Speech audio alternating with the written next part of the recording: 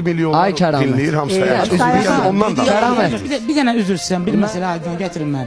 Məsələ kütləvi olmağından Kəramət bəy, bir dənə yadımdan çıxar. Çox Gəlin Kərim bəy, bəyaqdan mikrofonu söylə. Kərim bəy, mikrofon sizin statuslarınızdan halıyam, yəni göndərirlər, bəzən özüm də oxuyuram. Siz cəmiyyətin düzəlməyi üçün bəzən statuslar yazırsınız. Yəni bir növ cəmiyyətin aydınlanması uğrunda mübarizə aparırsınız. Amma biraz realist olaq.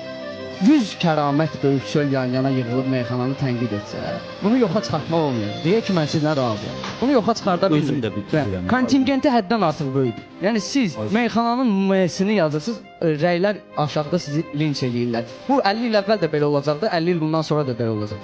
Buna niyə konstruktiv tərəfdən yanaşmırsınız? Gəlin, Fəraz, gəl mənə denən ki, Kim konstruktiv tərəfdən yanaşmaq istədi? götürün meyxanadiyanın əlinə topluma mesaj ötürmək olur. Sualınıza cavab verin. Bayaq məndən bir müsahibə alırdılar filmlərdə. Jurnalist mənə sual verdi ki, bəs aşıqları tənqid eləmişsiniz də sərt şəkildə. Birdən sizin övladınız da aşıq olsa, neyniyərsiniz? Bir xeyli düşündüm, nə deyim ki, dedim aşıq olsun ya, amma aşıqnamı da olmasın. Heç olmasa aşıq ədalət Nədəs problem ağlardadır. İndi yaxşı, anladım. Meyxana bizim xalqımız, folklordur və insanlar Meyxananın aşıq ədaləti varmı sizin üçün? yoxdur. Bir şey deyil. Mən yaxşı, bizim xalqın folklorudur, insanlar bunu sevir. Amma gəlin, bunlara zövqü heç olmasa bunun yaxşısını verək. Hətta çəkmən şəhər dağları. Ay bəy, sizin o dediyiniz zaten 20 yaşı var. Mən sizlə razıyam. Siz elə bilirsiniz ki, meyxanadiyan, bax xanım bayaqları deyir ki, şairlər, ciddi şairlər meyxanadiyanlardan az tanır. Siz elə bilirsiniz ki, o problem bizi narahat eləmir. Bizim məhəllədə market var, bir yaşlı kişi şeir yazır, çox pis şeirlər yazır.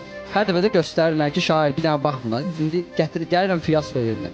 Çox pis şeirlər yazır, nəzakət xəttinə edirəm ki, bunu gözəl yazmısınız, daha yaxşı yazmaq olar. Bir dəfə dilə gəldim, bildim ki, çox pisdir də əslində şeirlər bizdə, bəlkə yazmayasınız. Dedi ki, yaxşı şeiriniz olur.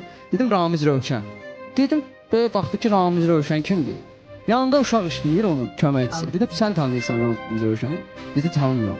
Dedim, bu ölkədə yəni Ramiz Rövşəni tanımayan var. Bir-iki nəfər də vardı içəridə. Alışveriş edildi. Dedim, siz də tanımırsınız Ramiz Rövşəni? Dedi, yox. İndi tragediyaya baxın. O marketin içində Kərim abi şairdir, Ramiz Rövşəni tanımırlar. Yəni problem bundadır. Bu məni narahat edir. Mən bundan narahat edirəm.